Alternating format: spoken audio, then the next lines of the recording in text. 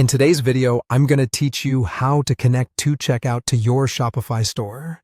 This walkthrough will guide you through the exact actions you need to link your 2Checkout account, also known as Verifone, with your Shopify payments so you can accept orders smoothly and securely.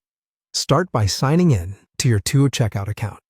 Once you're in, look for the area labeled Integrations, Webhooks, or API, which is usually nested under Settings or Account Settings. In that section, you'll find your merchant code. You'll also need a secret word for the Instant Notification Service, sometimes called INS. If you don't have one already, generate a new secret word and copy both values. Store them securely, because you'll need them in Shopify and you don't want someone else to access them.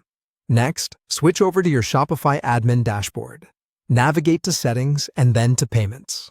This is where you manage the payment methods available in your store. Scroll until you see the Additional Payment Methods area. Choose Add Payment Methods to open the list of third-party providers. In the provider search, type 2Checkout or Verifone and select 2Checkout Convert Plus by Verifone from the results. Click the button to activate or connect so Shopify can start the link setup. At this point, Shopify will prompt you to enter the credentials you copied from 2Checkout. Paste your merchant code and the secret word into the appropriate fields. Double-check for any leading or trailing spaces, as those can cause authentication issues.